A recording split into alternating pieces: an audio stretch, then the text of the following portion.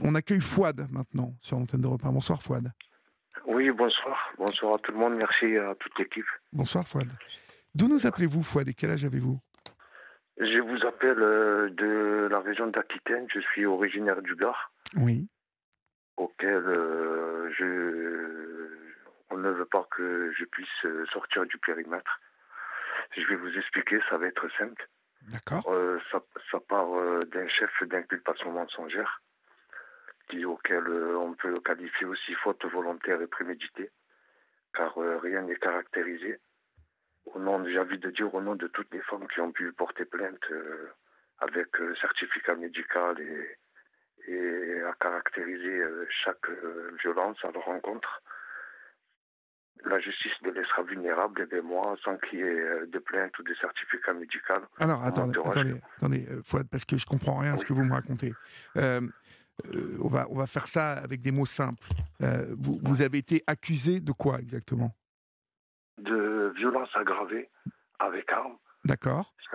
sachant que c'était un fusil que l'ex-belle-mère m'avait dit qu'elle voulait se débarrasser parce que son ex-mari était en prison. Oui, d'accord. Et qu'ils avaient fait perquisition, ils n'avaient pas trouvé, je pouvais le vendre, etc. Et puis quand je vais pour l'amener à la maison, un mois après, je le sors parce que j'avais trouvé un acheteur. Oui. Je vais pour le nettoyer. Et une fois que je l'ai nettoyé, il y a une balle qui était dans le percuteur. Oui.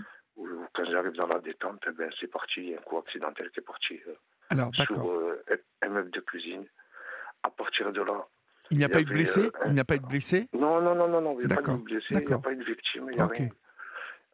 Il y a eu un sac de pêche auquel il y avait tout le matériel pour nettoyer intérieur, extérieur, etc. Oui. Bah, de toute façon, rien de bien grave, vu qu'il n'y a pas eu de blessé. Donc ça, c'est déjà Non, super. oui. Alors, Et qu'est-ce qui se passe ensuite, après, en fait, eh après ce coup qui part accidentellement? ce qui se passe après, c'est que après que le coup est parti accidentellement, là, mon ex qui part en courant de la maison, et que un quart d'heure après, il y a un gendarme qui se présente, qui me demande d'aller faire un tour, D'aller après faire qu'elle un soit tour? revenue. D'accord, ok. Oui. Mhm. Et Donc vous j'accepte. exécutez? Vous exécutez? Oui, bien sûr, bien D'accord. sûr. Après que le coup soit parti, j'ai remis tout ça dans la cachette au premier étage une des chambres dans une cheminée. D'accord.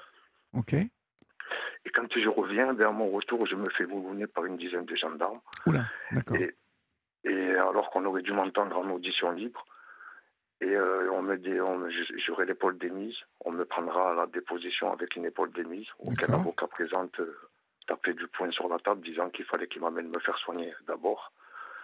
Et après qu'ils ont fini la dépôt, on m'amène à me faire soigner. Puis à ma sortie, on m'accompagnera à Mascaréron, à Uzès, disant que j'ai voulu me suicider. C'est comme ça que je me suis démis l'épaule.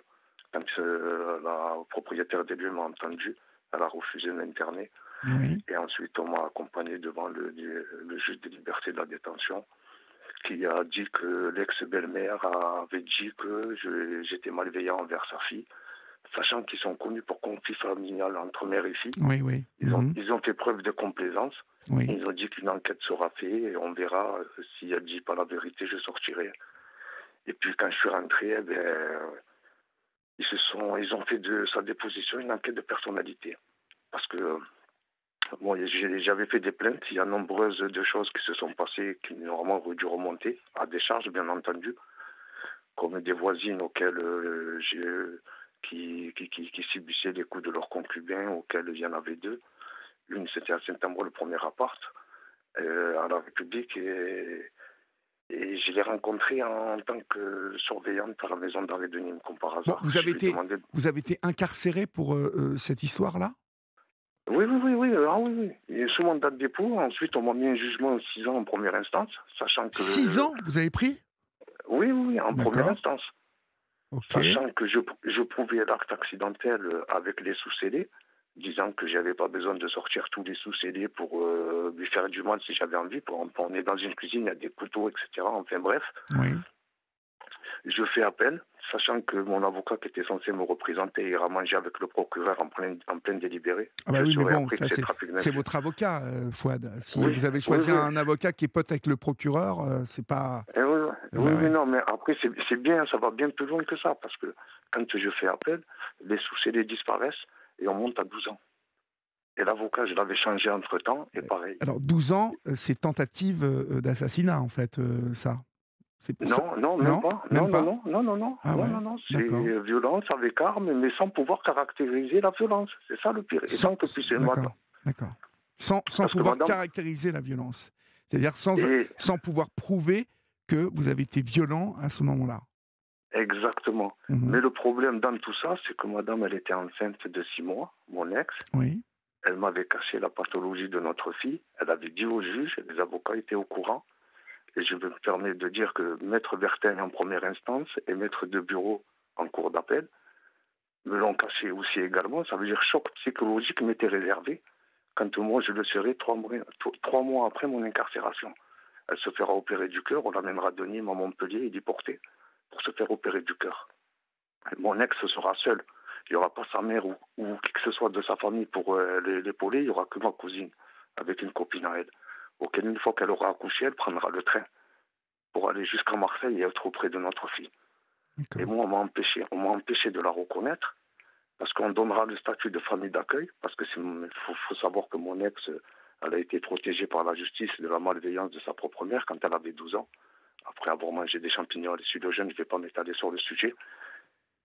Pour faire ensuite preuve de complaisance en disant que on va lui, de la bienveillance de sa propre fille, c'est mal orchestré quand des voisins trouvent la diffamation à mon encontre sur un vol de remorque qu'ils trouveront à son terrain, que la belle-mère m'accusait et que ses propres voisins diront qu'ils ont vu de leur fenêtre que c'était elle et son frère. Cela, on me le fera signer en 2016. On me dira que ça s'est passé en 2012. J'ai demandé, moi, quand je me suis fait juger en 2014, pourquoi c'est pas remonté. Parce qu'eux m'ont demandé de porter plainte pour diffamation contre l'ex-belle-famille. Mhm. J'ai dit, moi, ce qui m'étonne le plus, c'est pourquoi les juges n'ont pas fait remonter cela. Je prouve que l'enquête de personnalité n'a pas été faite. Mhm. On a fait Mais obstacle à la alors, manifestation de la vérité. vous avez fait combien de prisons en tout, du coup? J'ai fait, là, je rentre dans la 11e année. On fait obstacle à ma réinsertion. Mais vous Mes êtes en enfants, prison, là? Vous êtes en prison? oui, oui, oui, Ah oui, oui, vous m'appelez de la prison. D'accord. oui, oui, oui. D'accord. Il faut savoir que mes enfants ont été placés. La mère de mes enfants a perdu la garde après avoir subi la malveillance Oui. de tout ce qui l'entourait. Et quand on donnera le statut de famille d'accueil à l'ex-belle-mère, c'est quand on me refusera de reconnaître ma fille qui avait la pathologie de tétralogie de Fallot, malformation du cœur. Et quand on me refuse qu'elle porte mon nom, c'est pour donner le statut de famille d'accueil. C'est pour ça que je dis faute volontaire et préméditée. Oui. Elle sera maltraitée durant 4 ans, 5 ans, Votre fille? oui, oui, oui. D'accord. Maltraitée en voyant la violence et en la subissant, etc. Il y a encore des choses que je ne sais pas, mais des choses auxquelles la justice est responsable. Elle a pris ses responsabilités parce que moi, on m'a dit que mes droits étaient réservés, sachant que je les voyais 5 ans au parloir. Au bout de 5 ans, ils m'ont dit qu'on n'a plus le droit de se voir. Madame, si elle voulait récupérer la garde quand mes filles se faisaient maltraiter, il fallait qu'elle coupe tout contact me concernant. Autrement, elle récupérait pas la garde. Et moi, on ne me disait pas pourquoi. Il n'y a rien qui est justifié. De mon chef d'inculpation jusqu'à mon autorité parentale. Et on fera obstacle à ma réinsertion. Alors moi, je Pourquoi fais mes alors démarches de... on fera obstacle à votre réinsertion? Qu'entendez-vous par là? Parce que vous êtes encore en prison, donc Parce rien que n'est... j'ai fait les démarches, moi, auprès du PPAIP pour trouver un contrat, pour pouvoir sortir en Pour pouvoir conditionnel sortir, en parce que 2019. normalement, vous devriez être sorti en ayant été condamné à Et 12 ans. oui, et Ça fait oui, 11 ans que vous y êtes. Vous devriez être et sorti oui. depuis au moins M- 2 ans. mais le pire, si je peux me permettre, Vous c'est pouvez. que quand on fait obstacle à ma réinsertion, c'est là où mes enfants subiront la maltraitance. Ça veut dire qu'ils sont complices de la maltraitance de mes enfants. Je vois ça, moi, en fait.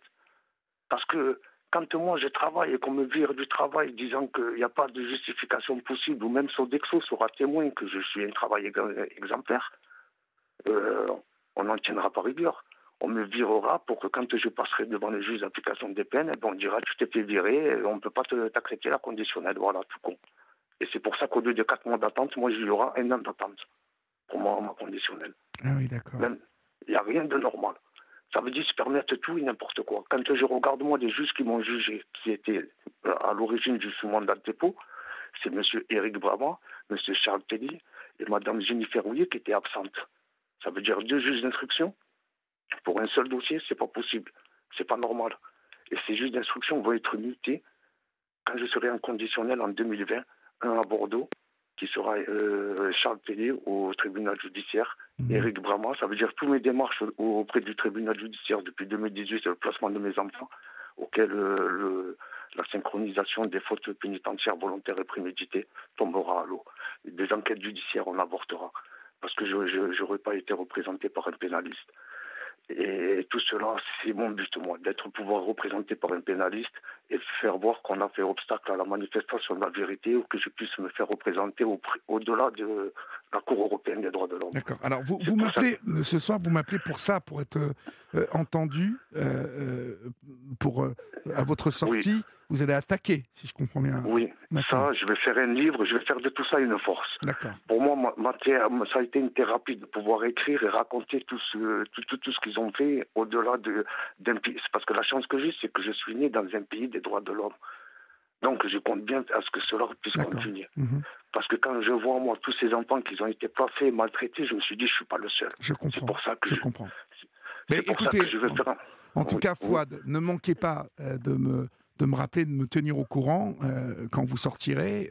Et puis, vous connaissez le chemin maintenant. Comme ça, vous me tiendrez au courant de votre situation. D'accord ? Voilà. Mais moi, j'aimerais bien aussi, s'il y a des personnes qui peuvent m'aider à ouvrir une association qui va dans ce sens et pour voir combien de personnes ont été comme ça abusées de magistrats. Parce qu'il faut savoir qu'il y a des réseaux qui ont été démantelés, des réseaux auxquels l'aide sociale à l'enfance. Et on garde l'anonymat de tous ces gens. Et c'est pas normal, ça. En tout cas, Fouad, s'il y a des gens qui appellent pour vous, bien évidemment, nous vous transmettrons les coordonnées sur ce numéro de téléphone. Et puis, ne manquez pas de nous donner des nouvelles quand vous sortirez, quand vous entamerez tout ça. D'accord ? Merci. Je vous remercie très bien. Je vous remercie, Fouad. Bonne soirée. Au revoir. Merci. Au revoir. Au revoir.